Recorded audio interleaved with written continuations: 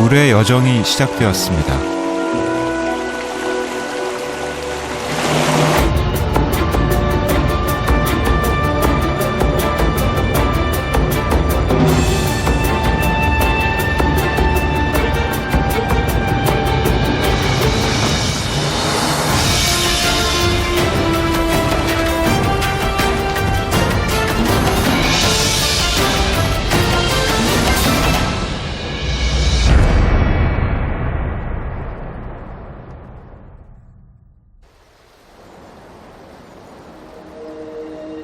한반도의 강.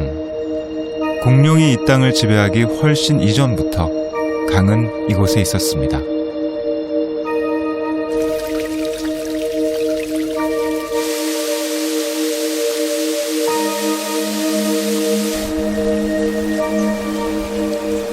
그 긴 시간 동안 강은 땅과 사람, 그리고 모든 생명체와 끊임없이 공존해 왔습니다.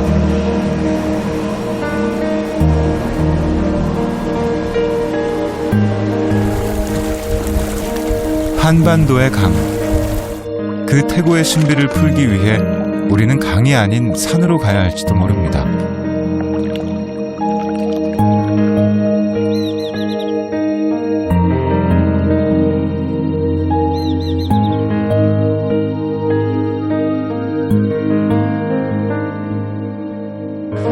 우리나라에서 가장 큰 강인 한강의 발원지 검룡소.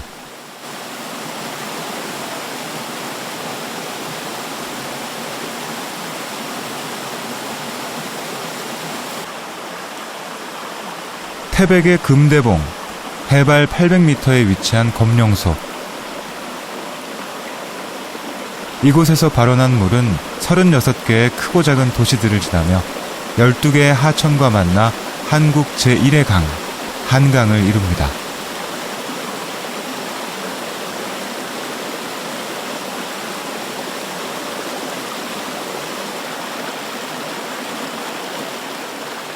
검은 용의 전설이 살아있는 검룡소에는 매일 2,000톤 이상의 일급수가 스며나와 한강으로 가는 여정이 시작됩니다.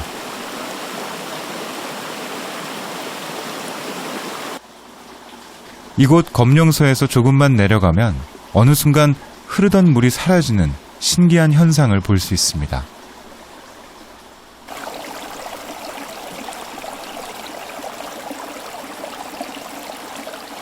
네, 저는 지금 창죽천에 나와 있습니다. 상류에서 흘러내려오던 물이 제가 서 있는 기점으로 해서 하류로 내려가야 되는데 위에서 흘러내려오던 물들이 전부 땅속으로 스며들어가고 아래로 더 이상 흘러내려가지 않는 현상을 볼 수 있습니다. 이 석혐지대는 비가 오게 되면 전부 땅속으로 물이 쉽게 빠져 흘러 들어가는 구조로 되어 있거든요. 흘러내려오던 물이 그 동전 정도의 크기의 구멍 속으로 지금 흘러 들어가는 복류 현상을 볼 수 있는 겁니다.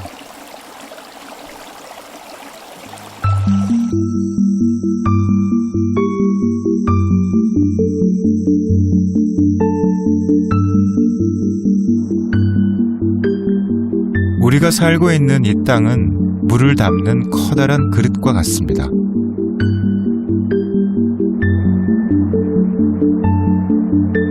대기 중에 있는 수증기는 안개나 이슬, 빗방울이 되어 땅에 떨어집니다. 떨어진 다양한 물들은 땅 위의 물뿐 아니라 땅 속의 물까지 서로 만나기를 거듭하며 작은 하천을 이루고 또 이 작은 천들이 어우러져 점점 커다란 물줄기로 성장해 나갑니다.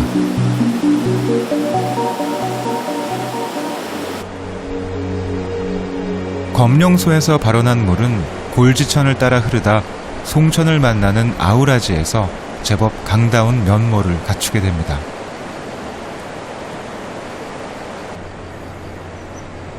두 개의 물이 어우러진다고 하여 이름 붙여진 아우라지는 장마가 지면 불어난 물이 사랑하는 남녀를 갈라놓습니다. 아우라지 뱃살 쌀쌀공마 대종 건네주게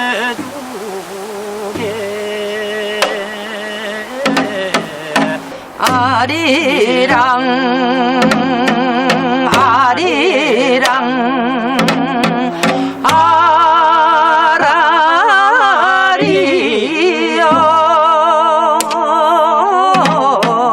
아리랑 고개 고개로 나를 넘겨. 아우라지에서 젊은 남녀의 애절함을 노래한 구슬픈 정선아리랑을 들을 수 있었다면, 정선에서는 세월이 빚어낸 자연의 신비한 면모를 볼 수 있습니다. 언뜻 보기에 콘크리트에 자갈이 박힌 듯한 희한한 돌들이 강가 여기저기에 흩어져 있습니다. 이 돌들은 여감으로 자갈과 모래들이 퇴적되어 자연적으로 생긴 암석입니다.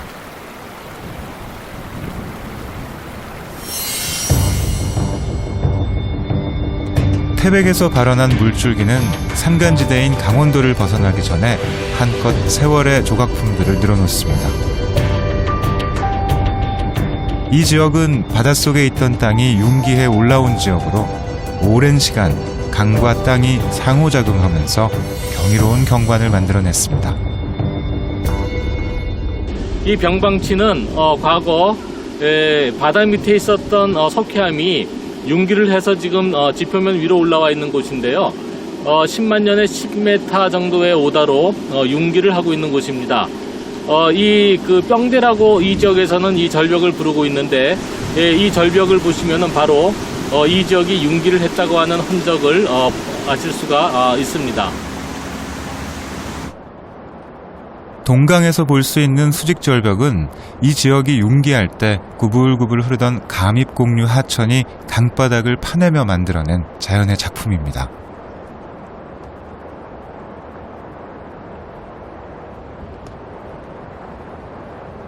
공류하는 하천은 유속의 차이에 따라 모래나 돌들을 운반해 쌓아놓기도 하지만, 물살이 빠른 곳에서는 침식 활동을 강하게 나타내기도 합니다.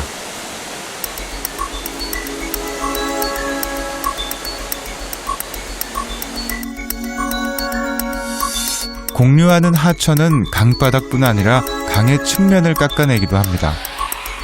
이 과정에서 새로운 물길을 만들어내기도 하는데요. 새로운 물길이 생기면서 이전의 물길이 흔적만으로 남게 된 지형을 부하도라고 부릅니다.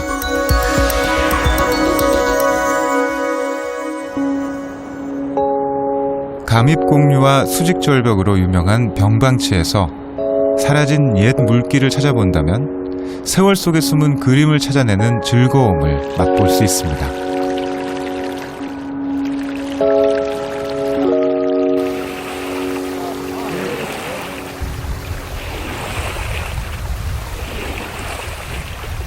대한민국 최고의 래프팅 명소로 떠오른 동강. 아름다운 기암절벽과 감입공류, 여울과 소가 오랜 세월 동안 어우러져 만들어낸 합작품이자 자연이 인간에게 주는 가장 위대한 선물입니다.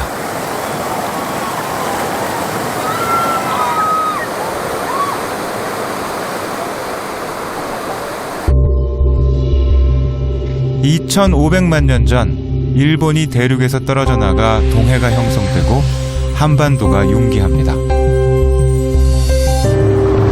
이때 동쪽이 더 많이 융기해서 태백산맥을 이루며 지금과 같은 동고서저의 지형적 특징을 갖추게 되는데요.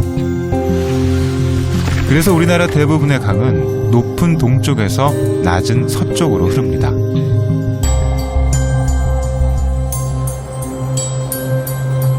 동쪽의 높은 지형을 벗어난 강은 여주에 이르러 평야지대를 만나 새로운 여행을 시작합니다.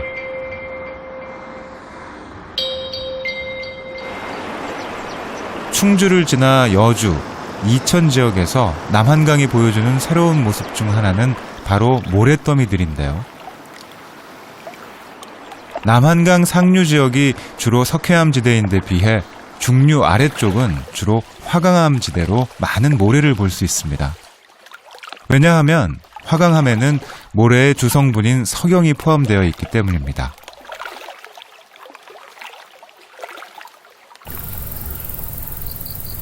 동쪽의 산간지대와는 달리 여주 이천에서 발달한 평야지대는 남한강의 풍부한 수량을 바탕으로 예전부터 논농사가 발달되어 왔습니다.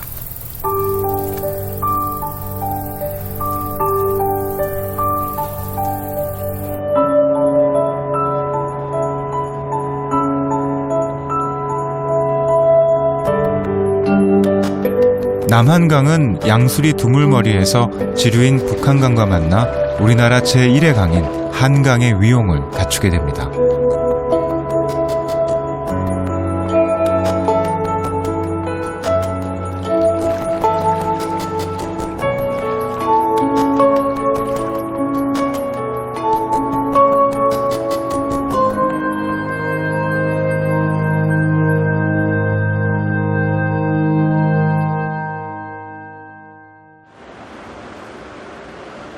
한강의 풍부한 수량과 주변의 비옥한 땅을 차지하기 위해 삼국시대에는 한강을 두고 치열한 쟁탈전을 벌이기도 했습니다. 강의 가치는 예나 지금이나 변함이 없지만 1970, 80년대 한강의 기적이라는 산업화 단계를 거치면서 한강의 모습은 급격한 변화를 겪습니다.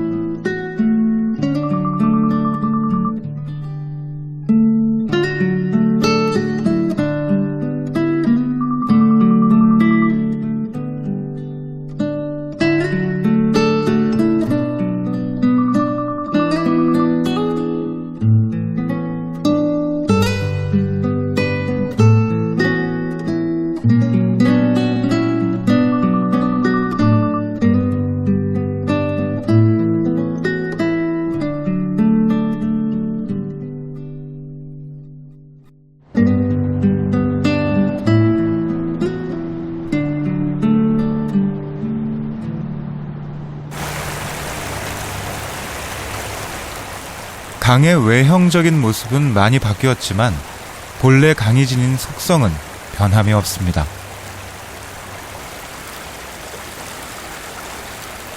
해마다 봄이 되면 바다에서 태어난 참개들이 한강을 거슬러 올라오지만 강의 급격한 변화에 적응하는 것이 꽤 힘겨워 보입니다.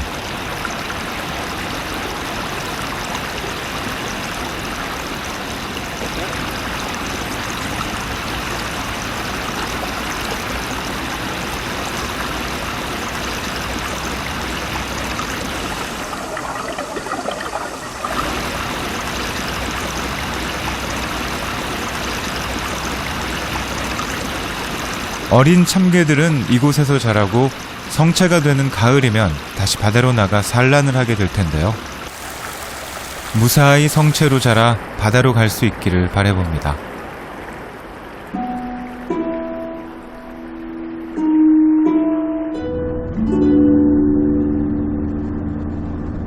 생명의 터전이 되는 강.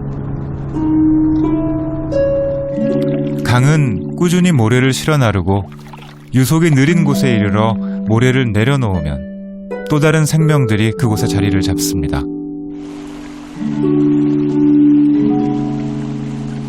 여의도 앞 한강에 떠있는 밤섬의 경우 도심 속의 철새 도래지로도 유명하고 200여 종의 다양한 동식물들이 살아가고 있습니다.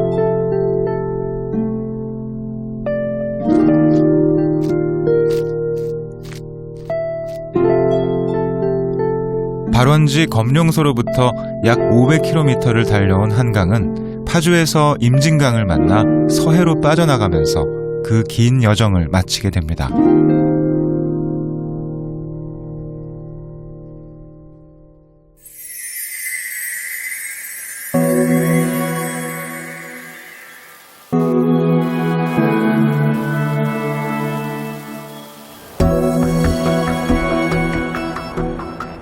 한반도의 척추인 백두대간, 이 줄기를 따라 낙동강이 흐르고 있습니다.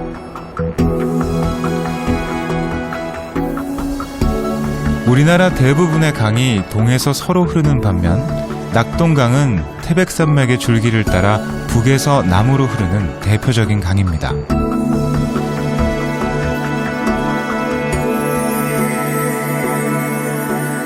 낙동강의 발원지 황지, 우리나라 제1의 강, 한강의 발원지인 검룡소와 또 제2의 강, 낙동강의 발원지 황지는 모두 태백에 있습니다.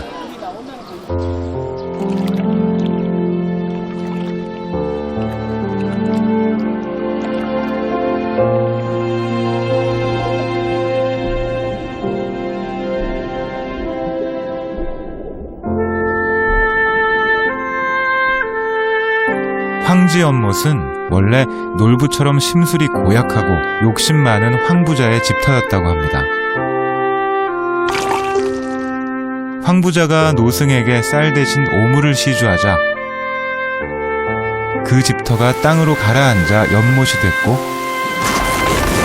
황부자의 집터였다는 데서 황지라는 이름이 유래되었다고 합니다.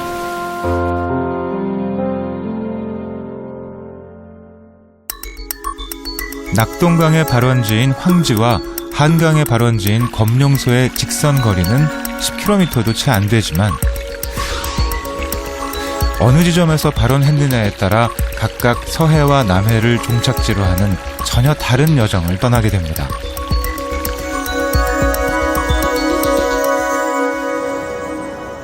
낙동강이 황지에서 발원하여 처음 지나가는 곳은 우리나라에서 최초로 석탄이 발견된 태백 지역입니다.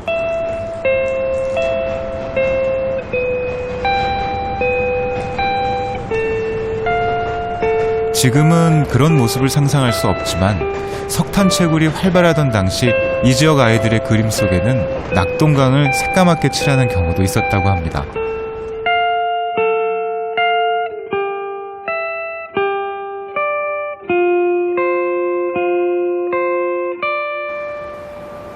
낙동강 줄기 동쪽은 주로 퇴적암지대이나 서쪽은 화강암이 분포되어 있는 지역입니다. 예천의 내성천과 김천의 감천 등 화강암지대를 흐르는 지류들은 낙동강에 끊임없이 모래를 실어 나르고 있습니다. 모래강이라는 별칭을 가진 낙동강은 지류인 내성천의 회룡포에서 그 진면목을 보여줍니다.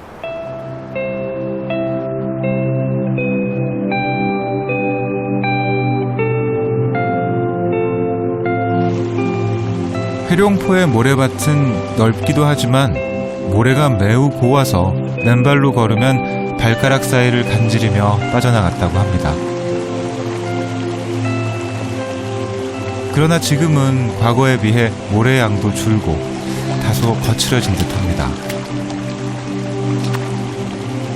영주댐이 완공된 후에도 내성천의 회룡포가 낙동강을 대표하는 아름다운 모래강의 모습을 계속해서 보여줄 수 있을까요?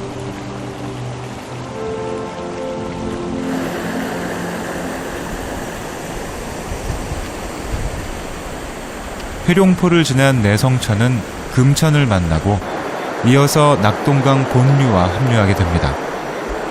이 지점은 세 개의 강이 만난다고 하여 삼강이라 불립니다.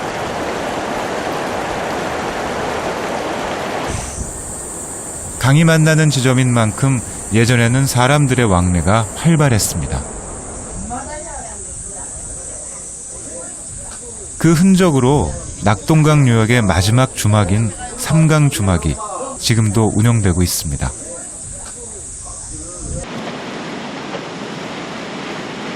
낙동강이라는 이름은 상주의 옛 지명인 낙양의 동쪽이라는 데서 유래되었는데요. 최근에 상주보와 낙단보가 건설된 상주가 바로 낙동강의 어원이 발생한 곳입니다.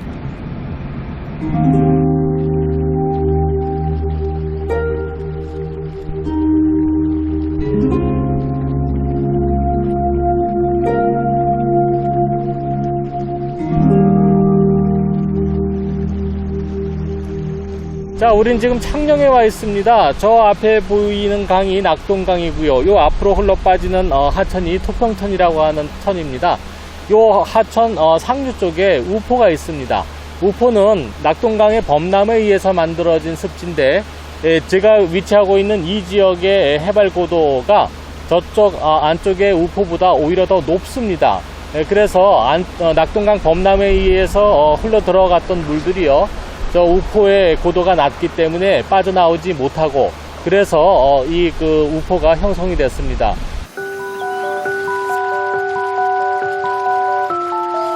우포늪은 우리나라에서 가장 큰 내륙 습지로 1998년 람사르 조약에서 국제 보호 습지로 지정되었습니다.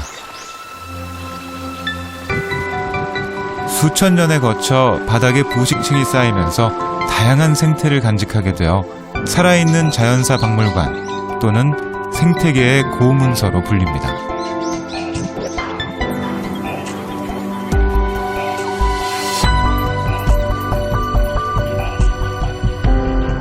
우포늪은 200여 종의 수생식물들이 맑은 물빛을 유지시켜주고 천연기념물을 포함 조류, 어류, 양서류, 포유류 등 다양한 야생동물들의 터전이 되고 있습니다.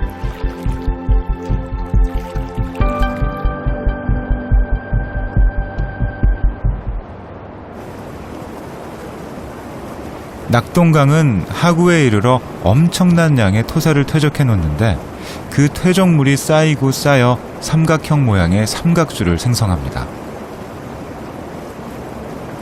낙동강 하구는 우리나라의 대표적인 삼각주입니다. 이 낙동강 하구는요, 여러분 보시다시피 넓은 바다와 만나는 지점에 해안 사주라고 하는 모래톱을 만들어 놓고 있습니다. 1904년도부터 우리 자료에 의하면요, 이 모래톱이 형성이 되기 시작해서 현재까지도 그 넓이를 점점 넓히고 있죠. 이 모래톱이 성장할 수 있는 배경은 87년도 만들어진 그 낙동강 하구 쪽으로 인해서 낙동강 유속이 줄어들었고요. 그 다음에 이제 남해에서 들어오는 그 얕은 파랑이 같이 만든 합작품이다, 이렇게 이야기할 수가 있겠습니다. 우리나라 5대 하천 어느 곳에서도 볼 수 없는 아주 경이스러운 지형입니다. 낙동강 삼각주의 규모는 그 안에 김해평야와 김해공항을 포함할 만큼 규모가 엄청납니다. 그리고 삼각주 바깥쪽에 지금도 새로운 해안 사구가 생성되고 발달하고 있습니다. 와, 지금 저는 도요등이라고 하는 모래톱 위에 올라서 있습니다. 이 도요등이라고 하는 곳의 모래 직접 만져보니까 너무나 곱습니다. 굵은 모래 한 개 없고요, 아주 인절미가루 만지 듯한 느낌입니다. 이 등은 점차 성장을 할 수밖에 없게 되겠죠. 낙동강이 모래를 운반 퇴적시켜 놓고요, 또 아까도 말씀드렸듯이 이 파랑의 작용에 의해서 같이 이런 그 멋진 지형들이 형성이 되고 있는 것입니다. 너무너무 곱습니다. 이 모래 등의 퇴적이 더 진행되면 언젠가는 을숙도와 만나 더 큰 삼각주가 될 것입니다.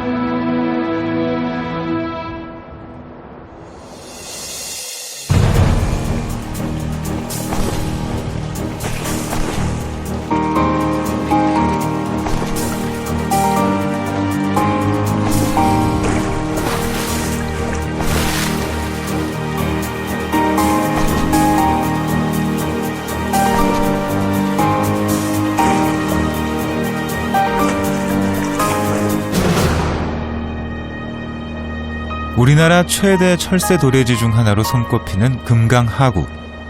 넓은 구릉지대를 이루고 있는 금강하구는 강과 바다가 접해 있어 먹을거리가 풍부하기 때문에 해마다 수만 마리의 철새들이 겨울을 나기 위해 찾아옵니다.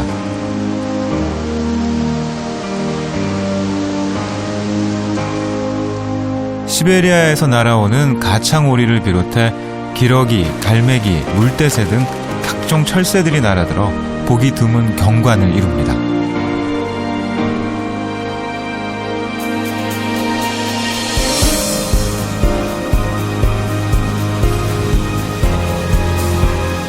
특히 하늘을 다 덮을 듯한 가창오리의 힘찬 군무는 세계적으로도 손꼽히는 장관입니다.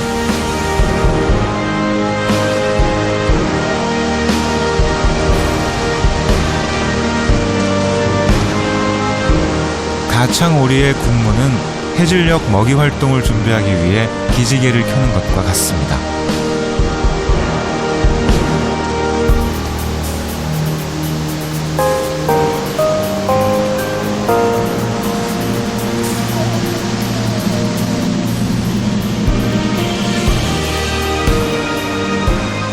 이렇게 군무 후 흩어진 가창오리는 밤새 그룹별로 먹이 활동을 합니다.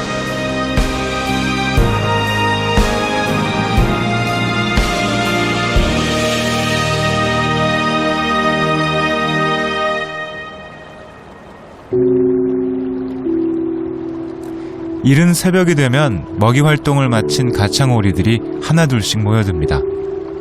다시 큰 무리를 이룬 가창오리들은 따뜻한 햇살 아래 달콤한 휴식에 들어갑니다. 금강 하구에서는 쉽게 군무를 관찰할 수 있어 겨울이면 철새만큼이나 많은 사람들이 이곳을 찾습니다.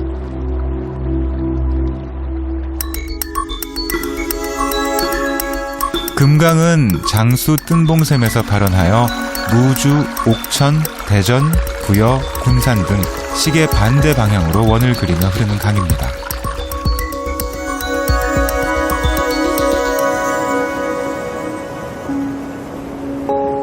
강이 얼마나 아름다웠으면 이름에 비단 금자를 붙여 불렀을까요?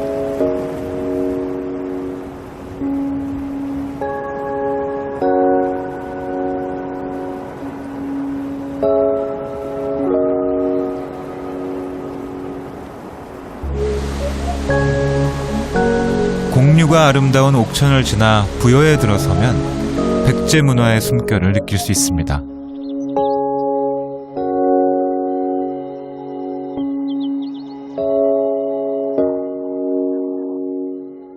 백제 문화가 후대에 길이 남을 수 있었던 이유는 아마도 금강이 있었기 때문일 겁니다.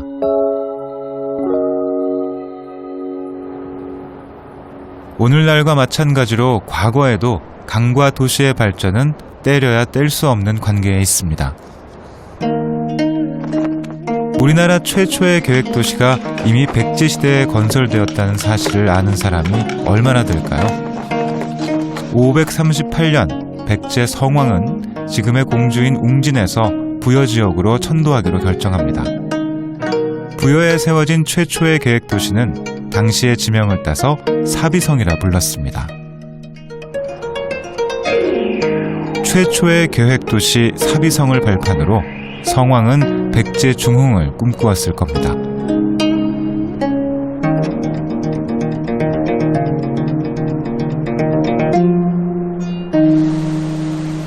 하지만 모든 역사엔 흥망성쇠가 있듯 백제의 마지막 운명은 삼천궁녀와 함께 낙화암에 잠겼습니다.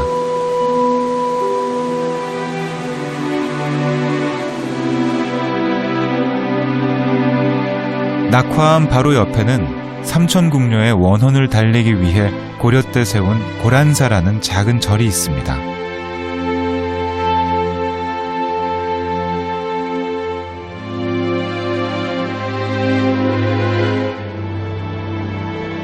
백제의 중흥과 멸망을 지켜보았던 금강은 예나 지금이나 우리 곁에서 말없이 흐르고 있습니다.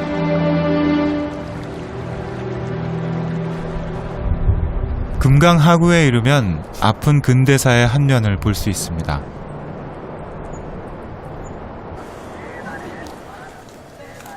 강경은 현재 국내 최대 젓갈시장으로 그 명맥을 유지하고 있지만 조선시대에는 상인들이 등과 가슴을 맞대고 줄을 서서 다녀야 할 만큼 번성했던 상업도시였습니다.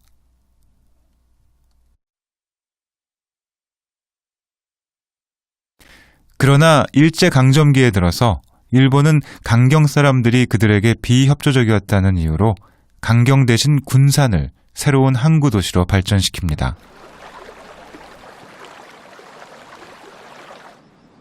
그래서 지금도 군산에 가면 일제의 흔적을 유난히 많이 볼 수 있습니다.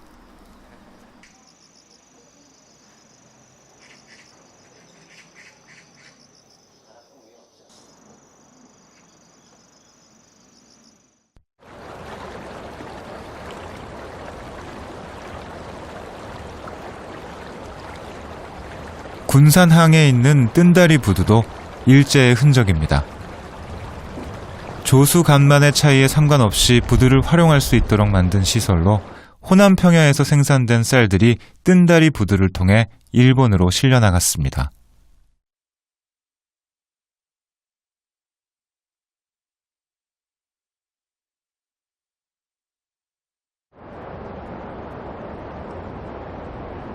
호남 평야는 전라북도의 서반부를 차지하는 우리나라 최대의 곡창지대로 서울시 면적의 3배나 된다고 합니다.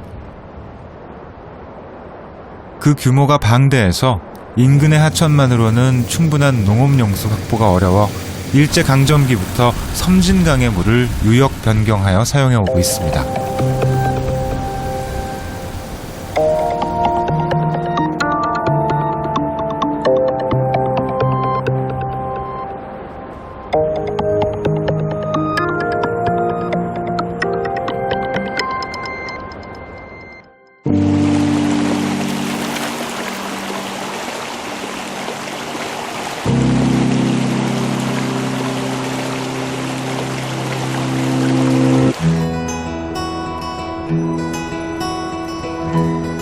섬진강은 전북 진안에서 발원하여 남해로 흘러 광양만까지 200여 킬로미터의 여정을 하는 우리나라에서 4번째로 큰 강입니다.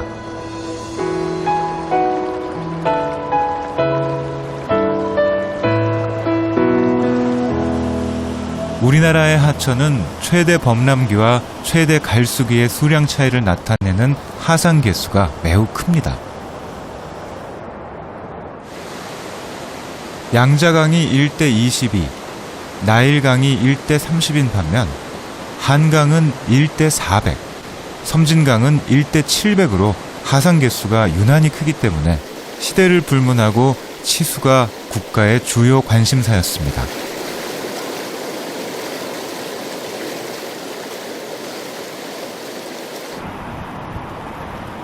섬진강에는 보성강댐, 주암댐 등 크고 작은 댐들이 많습니다. 그중 섬진강댐은 홍수 예방과 용수 확보는 물론 수력 발전까지 겸한 우리나라 최초의 다목적 댐입니다.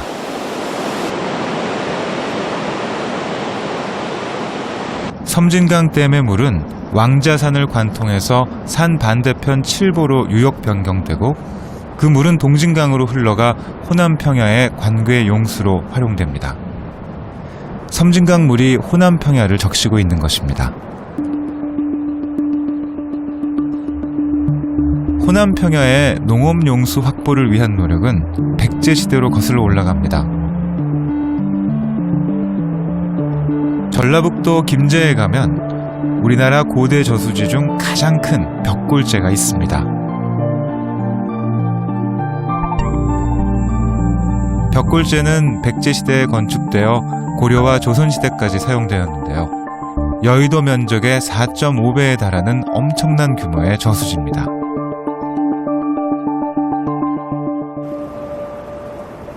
소설 토지의 배경이 되기도 했던 섬진강. 아름다운 풍광으로 사시사철 많은 사람들이 찾는 강이기도 합니다.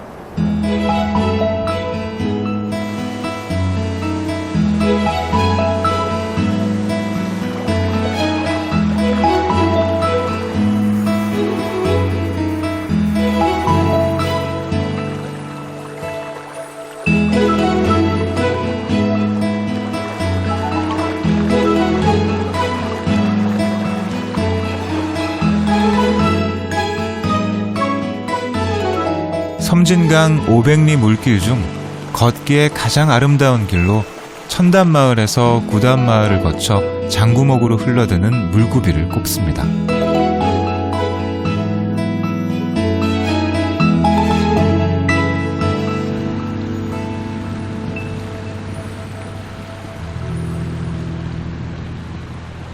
장구목에 가면 아주 진기한 돌들을 볼 수 있습니다.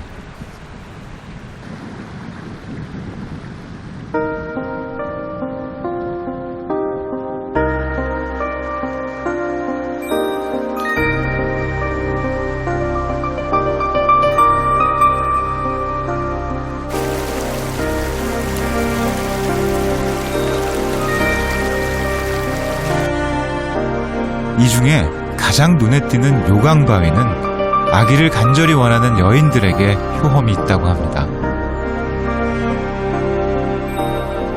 이런 유명세 덕분에 요강바위는 1993년 경기도의 한 야산으로 불법 반출되었다가 도난당한 지 1년 반 만에 다시 제자리로 오는 순환을 겪기도 했습니다.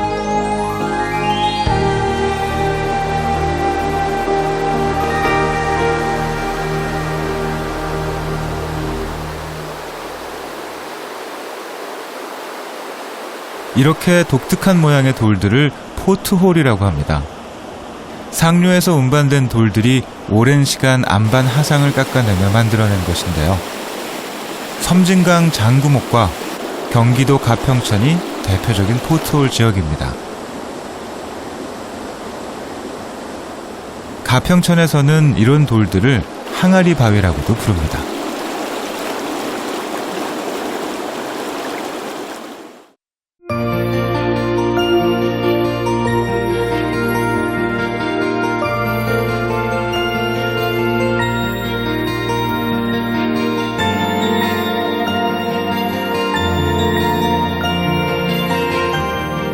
영산강은 다도해와 어우러져 고대부터 물길과 바닷길의 왕래가 가장 발달했던 곳입니다.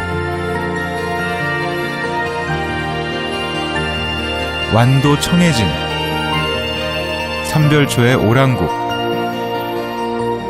신안 해조유물,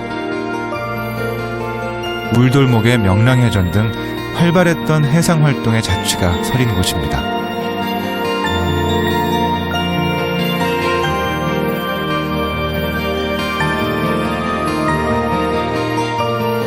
이렇듯 영산강은 바다와 어우러져 있으면서 조수간만의 차이가 매우 크다는 특징이 있습니다.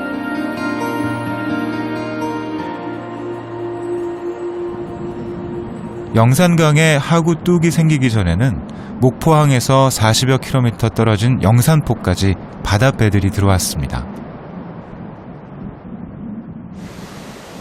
영산포는 고려시대부터 이름난 포구입니다. 현재는 우리나라 최초이자 유일한 하천 등대인 영산포 등대만이 과거의 모습을 대변하고 있습니다.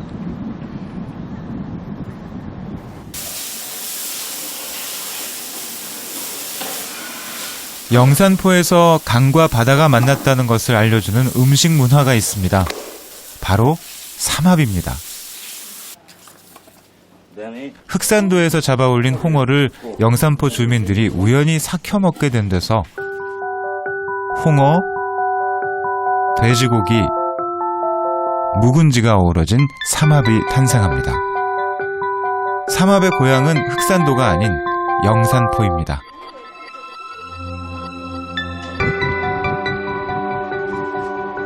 이렇게 바다와 왕래하던 영산포가 완전히 바다와 차단된 것은 1981년 완성된 영산강 하구뚝 때문입니다. 이 하구뚝이 바닷물을 강 상류까지 올라가지 못하게 함으로써 영산강 유역의 농업 용수 확보가 용이해졌습니다. 영산강에서는 부득이하게 하구뚝을 쌓아 강과 바다가 단절되었지만 남해안 일부에서는 갯벌 복원 사업을 통해 다시 바다가 되돌아오게 하고 있습니다.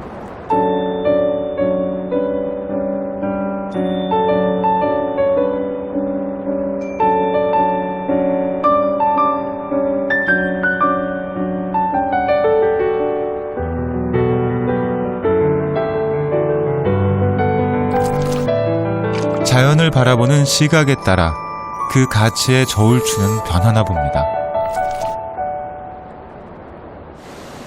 그 대표적인 예로 서울의 양재천과 전주의 전주천을 꼽을 수 있습니다.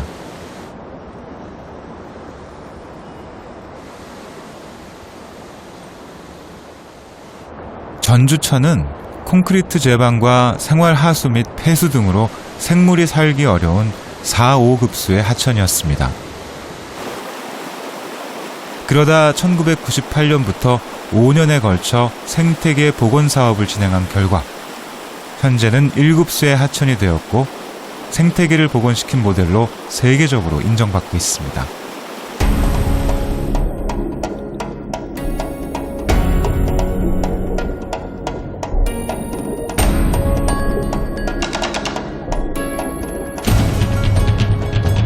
개발과 보존은 더 이상 선택의 문제가 아닙니다.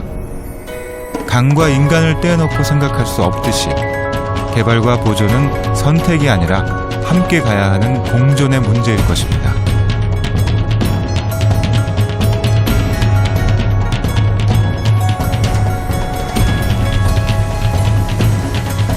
강은 대한민국 반만년 역사와 함께 흐르고 있습니다.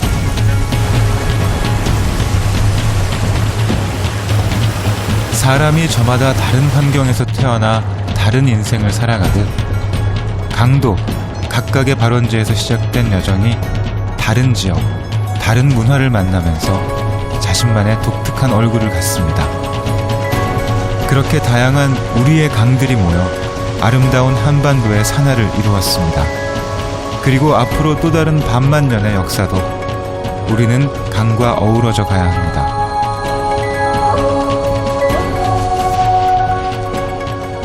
강의 여정은 오늘도 계속됩니다.